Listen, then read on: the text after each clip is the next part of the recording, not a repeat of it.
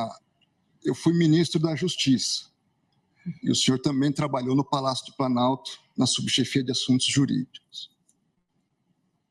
Em todos esses movimentos de 7 de setembro, como ministro da Justiça, eu estava de plantão com uma equipe à disposição, seja no Ministério da Justiça, seja com policiais da Força Nacional que chegariam aqui em alguns minutos para impedir o que aconteceu.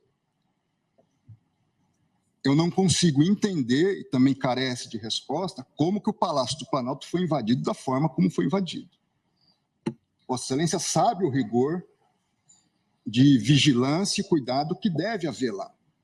O fato é o seguinte, eu não vou entrar nesse mérito hoje. Acho que não nos cabe, pelo menos da minha parte, não é intenção entrar nesse mérito hoje. A minha intenção é avaliar a conduta do senhor Aécio Lúcio Costa Pereira. Ministro André, se me permite, já que Vossa Excelência entrou, nesse caso, as investigações demonstram claramente o porquê houve essa facilidade.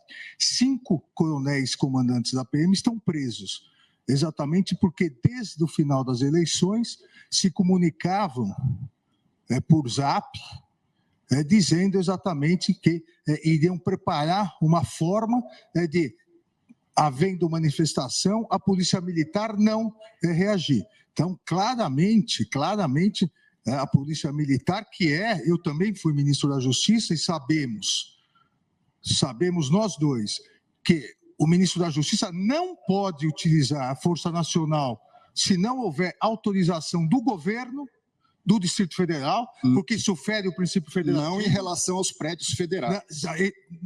Mas não em relação à Praça dos Três Poderes. Mas em relação às edificações federais, ele pode e deve com fazer. todo respeito, Vossa Excelência, querer falar que a culpa do 8 de janeiro foi do ministro da Justiça... Vossa Excelência que está dizendo isso. É um absurdo. Vossa Excelência que está dizendo isso. 5 comandantes estão presos. Muito embora eu queria e o Brasil quer ver esses vídeos do Ministério da Justiça. O ex-ministro da Justiça, que sucedeu Vossa Excelência, fugiu para os Estados Unidos, Eu sou advogado de ninguém e jogou o celular dele no lixo. Eu não sou advogado e foi preso. E agora Vossa Excelência,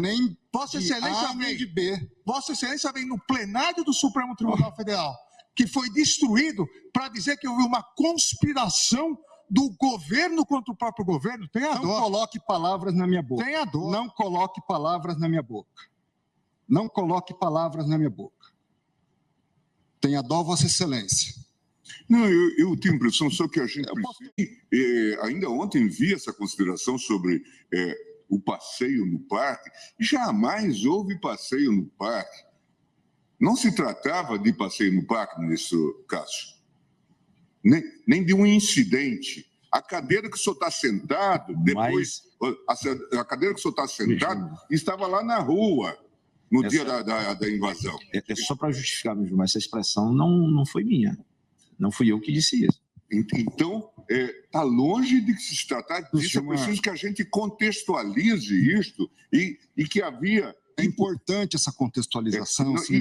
Só para encerrar, desculpe-me mesmo, mas só para encerrar, na verdade, estava implícito em toda essa ação que, ao fim e ao cabo, diante da anomalia, da anarquia instaurada, nós teríamos uma GLO.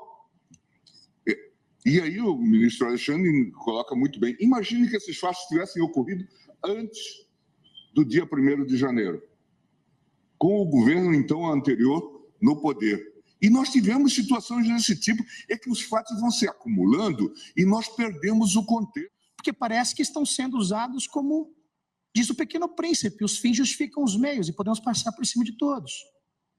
Maquiavel, os fins justificam os meios. É patético e medíocre. Eu repito, é patético e medíocre que um advogado suba à tribuna do Supremo Tribunal Federal com um discurso de ódio, um discurso para postar depois nas redes sociais que veio aqui agredir o Supremo Tribunal Federal, talvez pretendendo ser vereador do seu município no ano que vem.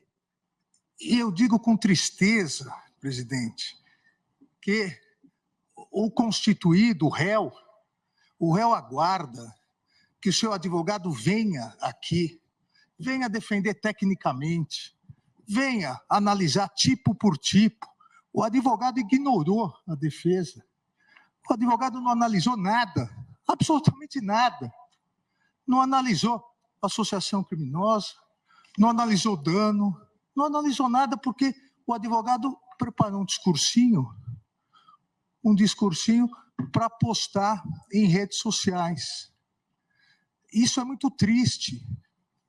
Os alunos que aqui se encontram, os alunos do curso de Direito da Universidade de Rio Verde, de Goiás, hoje tiveram uma aula do que não deve ser feito na tribuna da Suprema Corte do país. Hoje tiveram uma aula do que um advogado constituído não deve fazer para prejudicar o seu constituinte. Ou seja, esquecer o processo e querer fazer uma média com os patriotas. Realmente é muito triste. E só não seria mais triste, ou só é mais triste, porque ainda confundiu o Príncipe de Maquiavel com o Pequeno Príncipe, de Antonieta de Saint-Exupéry, que são obras que não têm absolutamente nada a ver. Mas, obviamente, quem não leu nenhuma nem outra, vai no Google e, às vezes, dá algum problema. É o problema do mundo das redes sociais. Então, realmente muito triste isso que ocorreu hoje aqui, presidente. Primeiro, com ofensas diretas a mim, depois ofendendo o ministro Luiz Roberto Barroso. Na verdade, mais do que ofendendo pessoalmente, ofendendo institucionalmente o Supremo Tribunal Federal e ofendendo institucionalmente a própria Justiça. Então, é um momento triste e, infelizmente, para o advogado, um momento triste que vai ficar na história e nos anais. A mentira dominou o país e as narrativas falsas também. Então, vou aproveitar para esclarecer de uma vez.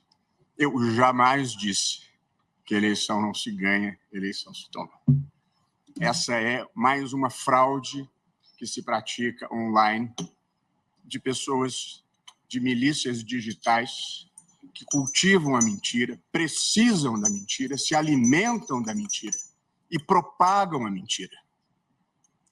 O episódio foi o seguinte: eu, presidente do TSE, recebi no meu gabinete o senador Messias de Jesus, do estado de Roraima.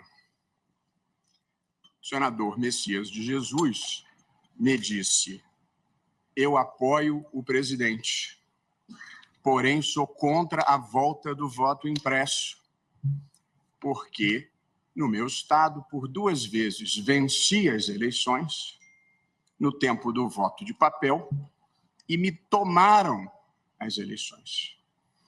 E me disse ele: eleição em Roraima não se ganha, se toma. Me disse Sua Excelência, o senador. No dia seguinte, eu vou à Câmara dos Deputados.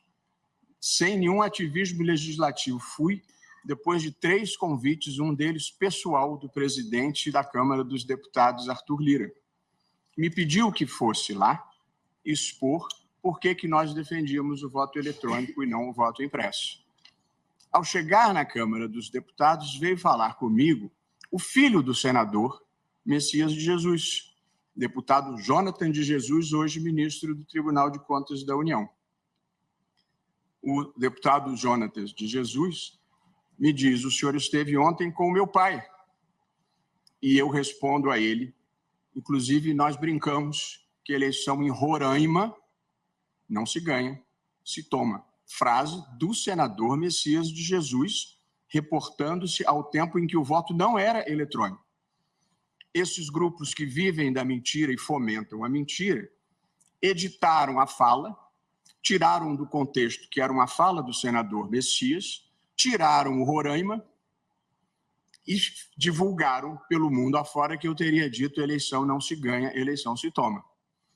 O filho do senador, hoje ministro do Tribunal de Contas, muito dignamente, gravou um vídeo divulgado amplamente, contando exatamente essa história que eu acabo de relatar. Evidentemente que a eleição não se toma, a eleição se ganha, até porque são urnas eletrônicas sobre as quais nós não temos nenhum tipo de controle, e nenhum tipo de controle personalizado. Portanto, é um sistema que ali funciona. De modo que, de boa fé ou de má fé, essa é uma mentira que circula repetidamente. E até foi bom o advogado ter mencionado, que me permite esclarecer de uma vez por todas.